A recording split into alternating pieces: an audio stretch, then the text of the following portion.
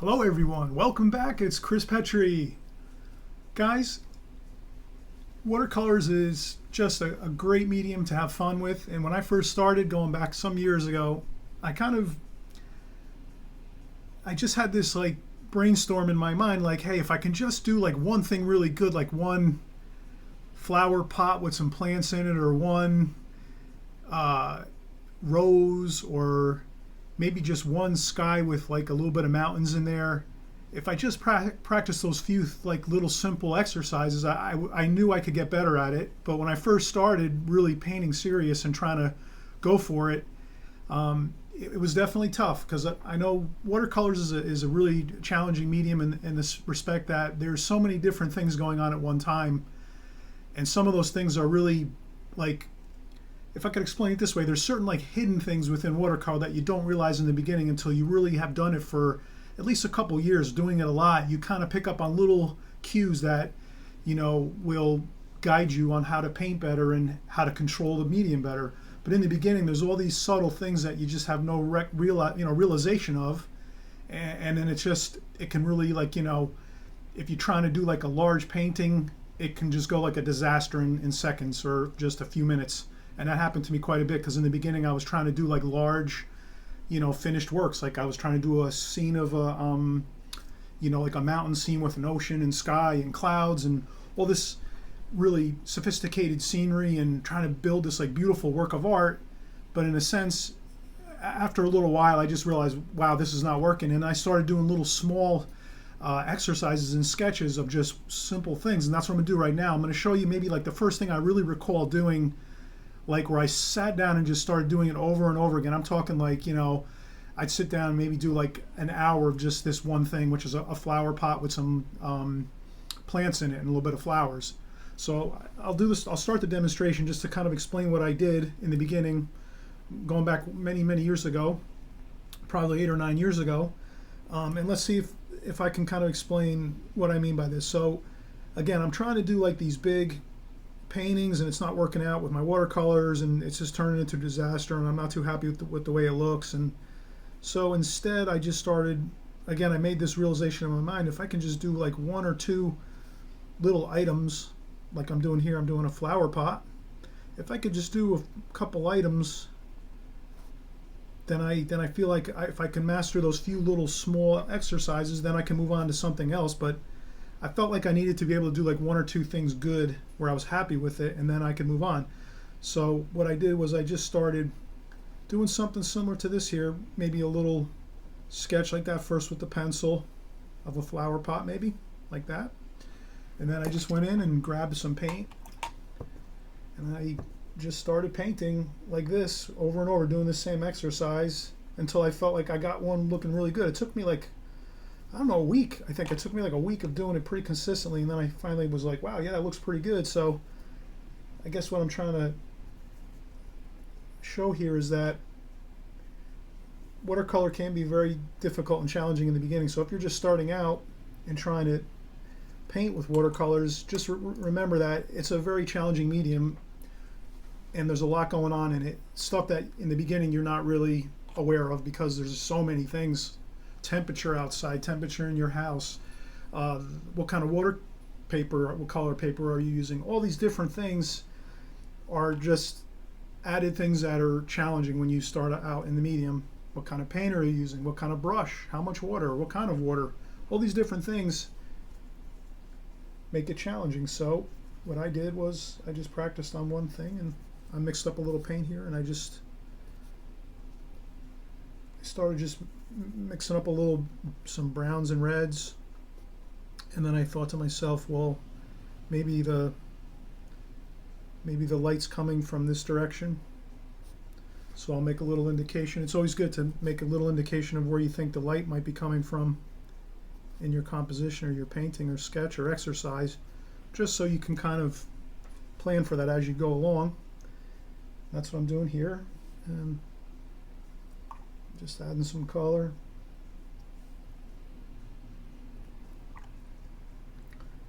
I'm going to go with a little bit of, these colors here would be like cadmium red, burnt umber, burnt sienna, raw umber. Just some different colors. Some cobalt blue right now I'm going to put in.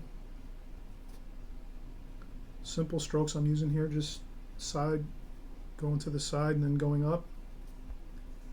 I'm going to add a little shadow here to the bottom of the, couple splashes here and there.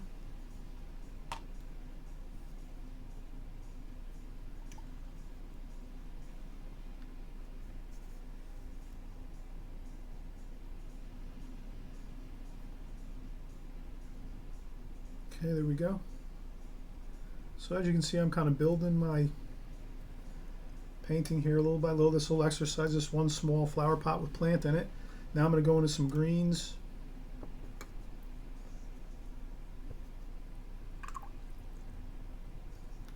So the greens here, I'm just using Viridian, some Hooker's green, some olive green, and I'm mixing them together, and then add maybe a little bit of blue, and then maybe a little bit of lemon yellow, cadmium lemon yellow. Then I'm just going to splash a little bit. Do a little bit of splashing. Add a little bit of more blue over here where it's cooler. Light's coming from this direction.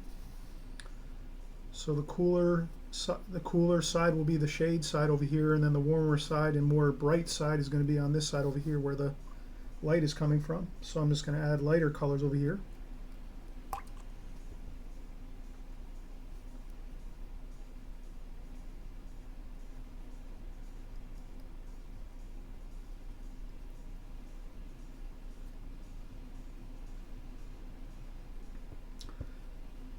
I'm not talking a whole lot, I'm trying to focus on this a little bit.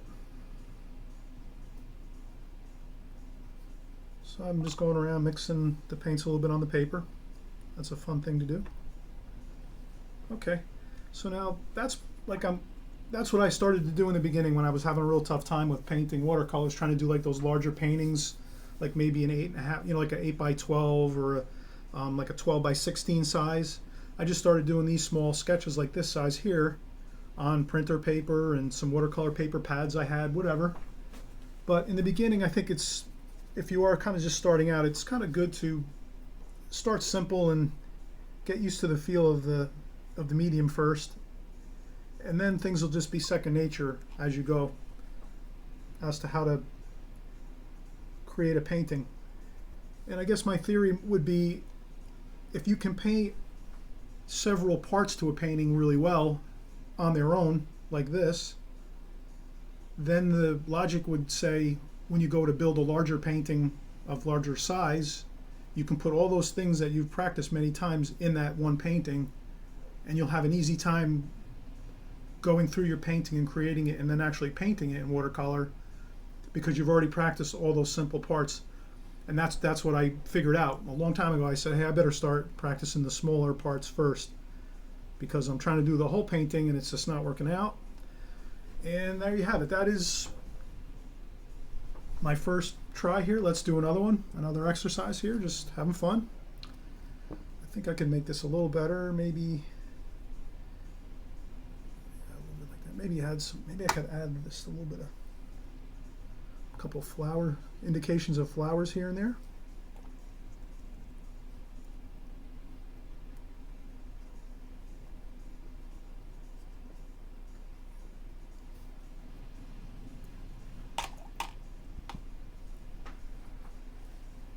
Alright, that's pretty good. And then let's do another one here. We'll make let's have the light coming from this direction now, the other way, just to practice something different. So the light's coming from this way. And we'll do another flower pot here. And I'm going to do similar. I want to, again, I'm trying to practice the same thing over and over. So I'm just going to do a little indication of a flower pot. A little shadow. Shadows over on this side more. Just erase this a little bit. Okay, and then we'll do the same thing. Maybe this one here, we're just going to do the same thing. A little bushy plant in the flower pot here. And let's go for another one here.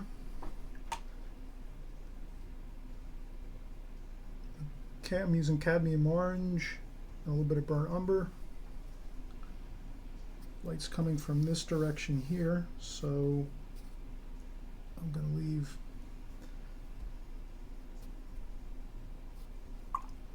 this side. Now I'm going to go with some cobalt blue and cerulean blue over here, like that.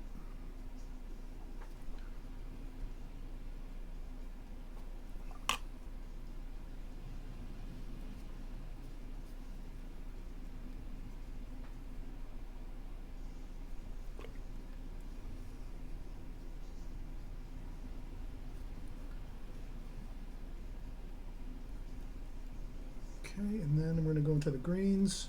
Again, we have mixed up in our palette olive green, hooker's green, and viridian green. Mostly olive green and hooker's green, which are warmer greens. And then just a little bit of viridian, which is a cool green. That's a viridian there, so this is the shadow side I'm working on now, so that might be in the cooler greens, which is viridian, a little bit of cerulean blue. And then as I make my way over to the warmer side of the painting where the light's coming from, again, my light's coming from here. Make the warmer yellows like cadmium yellow, lemon over here. A little bit of cobalt blue, kind of let them mix and mingle on the paper here. And maybe some indications of some leaves.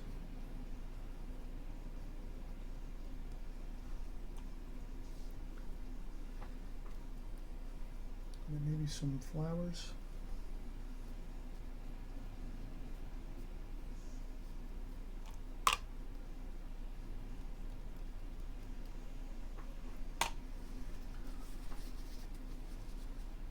Just touching the tissue a little bit here, just to mop up a little bit, pick up a little bit of excess water that's on my page here on my paper.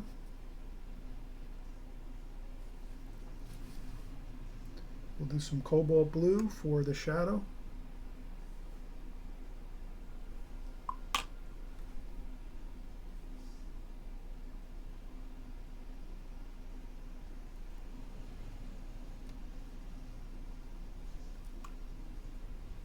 And then maybe just to finish off with a little bit of something, maybe to give it a little dimensional idea, maybe a touch of background. Maybe there's maybe these are on a table, so then when you create this, would just be adding a little extra interest to your exercise to make it a little more interesting, and maybe make it more of looking like a real, not a real painting, but like a finished painting. So I'm going to pretend that this is just some tablecloth maybe on here, just quickly pretending that's the tablecloth, and then the background.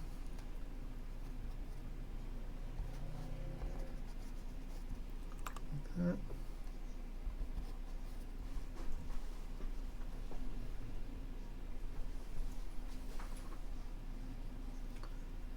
Now here I'm not really getting super serious, I'm just kind of loosely indicating some tablecloth lines, maybe the pattern on the tablecloth, and then